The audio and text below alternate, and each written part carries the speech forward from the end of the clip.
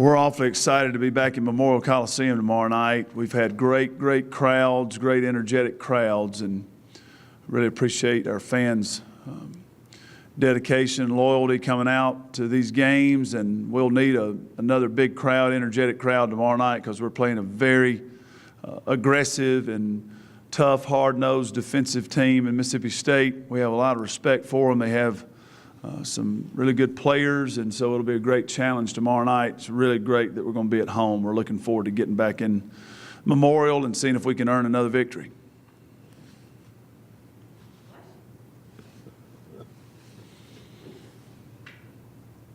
Are you happy with the stretch that you've gone through? I mean, has anything kind of surprised you about your play so far, SEC play? I've been really pleased with how much we've hustled to get to 4-0 in the league, and we couldn't be in better position than that. So, you know, what this time of year is all about is trying to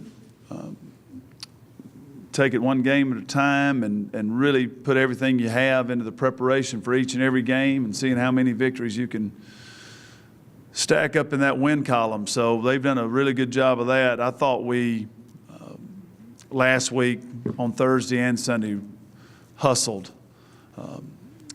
in both games for 40 minutes, and that's something we've asked our players to do. So I'm really pleased with that. You know, there are, from game to game, there are areas where you can improve and do things a little bit better. But as a whole, I'm really happy with where the team is, and they continue to come in each day and practice really hard, and I think that's going to be the key for this team.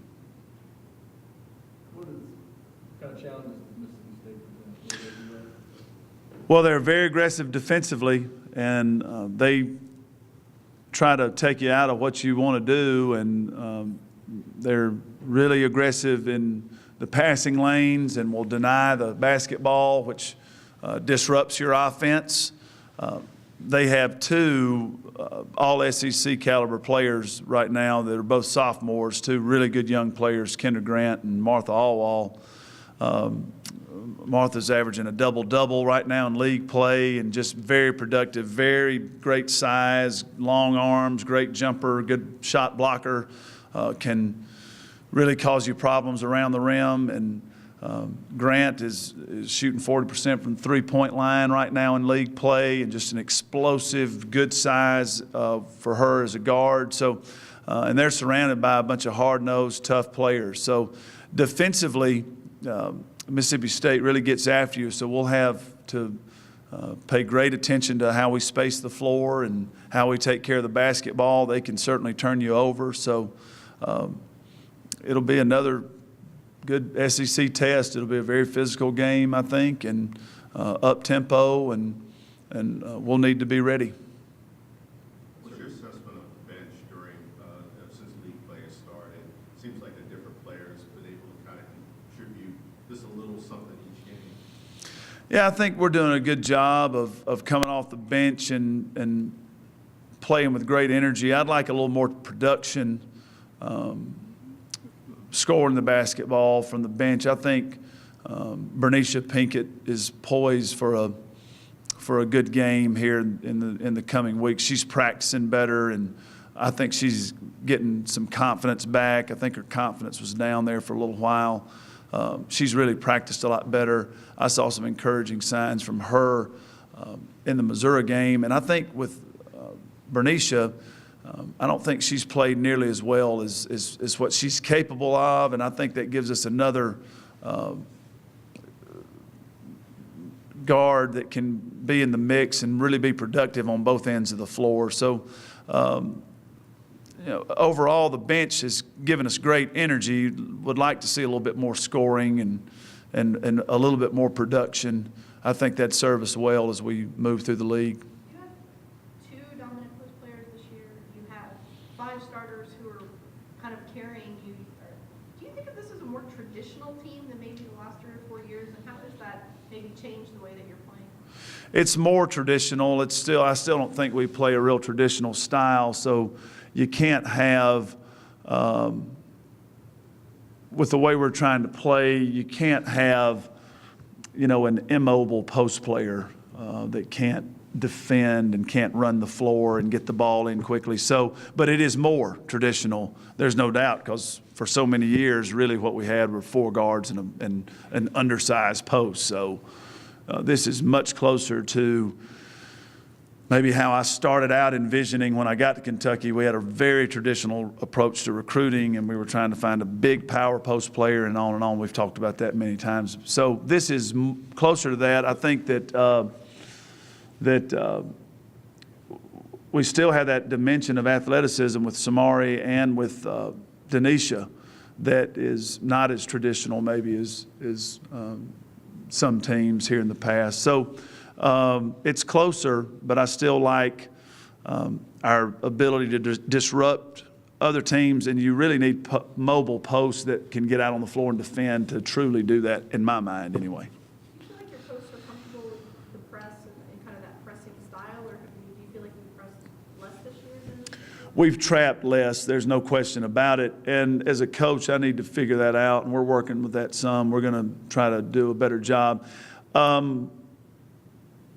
We've had some people in the post position, like a Victoria Dunlap and Amani Franklin and Lydia Watkins, who were so comfortable rotating and weren't afraid to leave because they weren't traditional post players.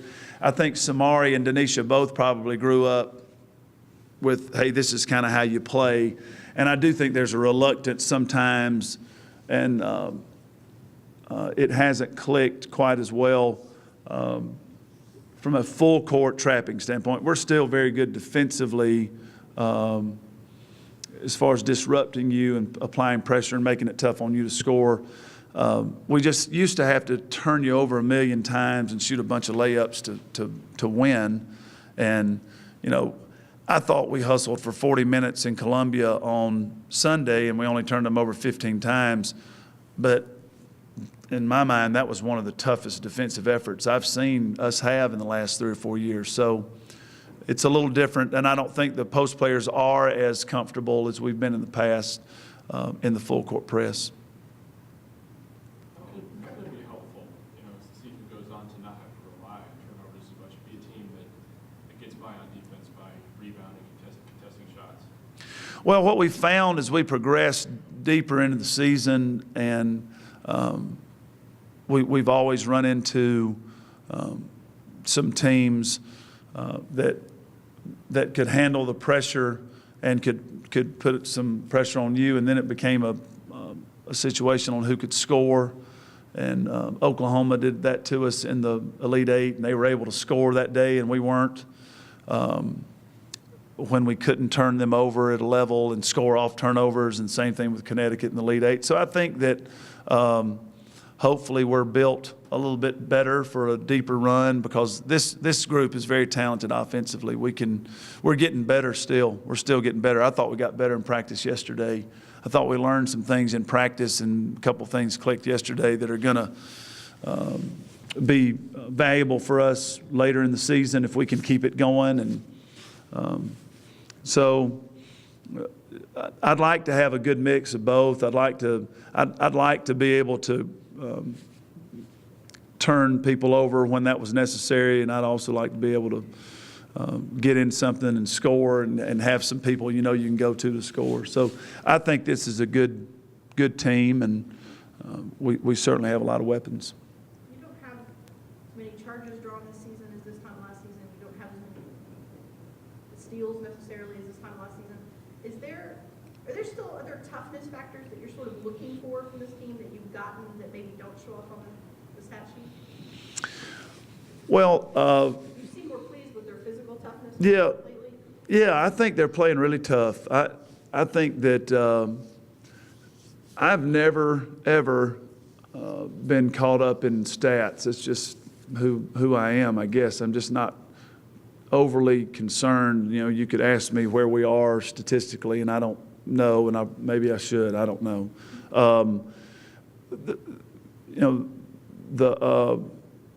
It's always kind of been an eye test for me and a feeling, and I think this team is pretty darn tough. And where we would measure some things maybe as we're trying to build the program. You might have to be more specific with toughness plays, like charges were a great indicator. But right now, I think this is a pretty tough team, and you can't win that Texas A&M game and not be tough. You can't win that Florida game and not be really, really tough. And so I think they're pretty tough, and usually where that shows up is in practice, where we'll really get after them if they're not being tough. So I think it's been all right. And again, with the steals, I don't know where we are in blocked shots. I wonder if we're ahead in blocked shots. I just think we can make more plays at the rim too. And so maybe it's just a different way we're playing that causes the statistics to be different. But this is a pretty tough team. Have you started some kind of wrestling award or something? Yes, what we do the first 30 minutes each day is we go Greco-Roman style wrestling for 30 minutes and make sure everyone gets a good solid pin there. And we have the Junkyard Dog Award. If you've ever been familiar with Mid-South Wrestling from the Mid-South Coliseum in Memphis, Tennessee, Lots of people. Superstar Ted Dundee, but one of my favorites was the Junkyard Dog. And the Junkyard Dog was a great wrestler, but he named himself after a junkyard dog, which if you've ever been around a junkyard, and they have dogs in there because you get in there and you're trying to steal some parts off the car, put a little change in your pocket. Well, the junkyard dog's not allowing that. The junkyard dog's going to tear your tail up if you get in there. And so, I don't know. I think that there's junkyard dogs everywhere. But there was a lot of them in Mississippi, I can tell you that right now.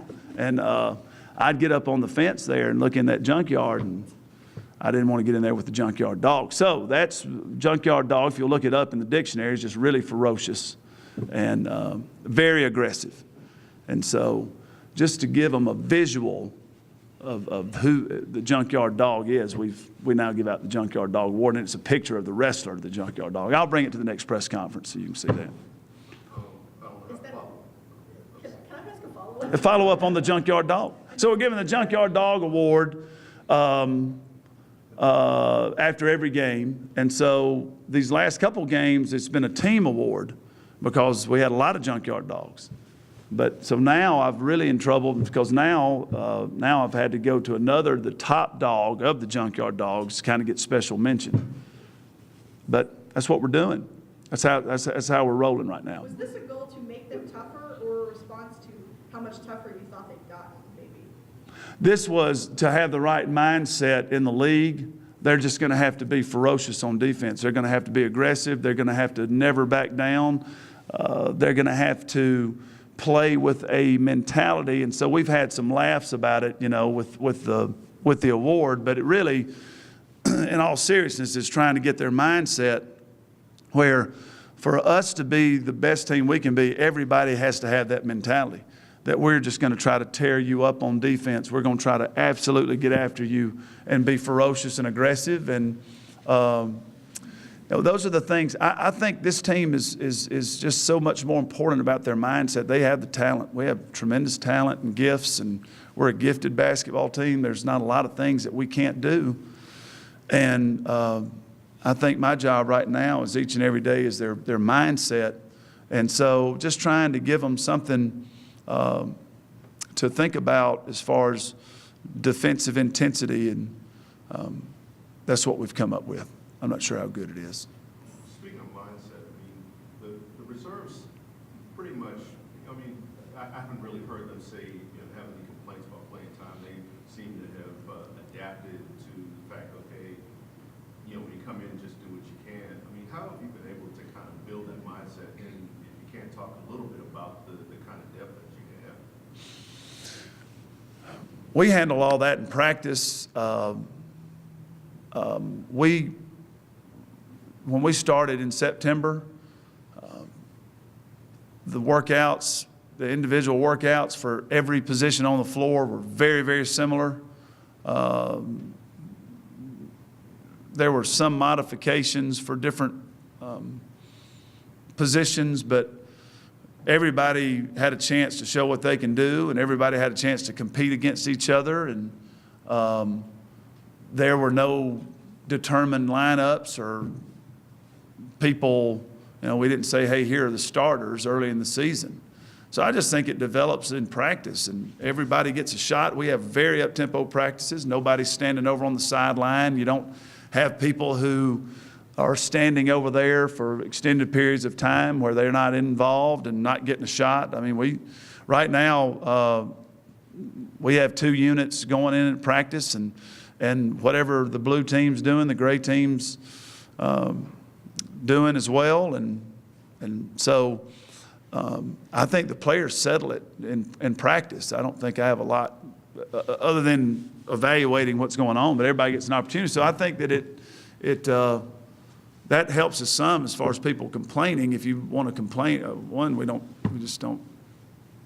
allow a lot of complaining. If you have a concern, you can come talk to me, and we'll look at the film and we'll figure it out, deal with what's going on. But also with how we play, I think it gives the players, they know that they better be ready, and they're going to have their number called. And then if they play well, they'll get more time. But it's not real.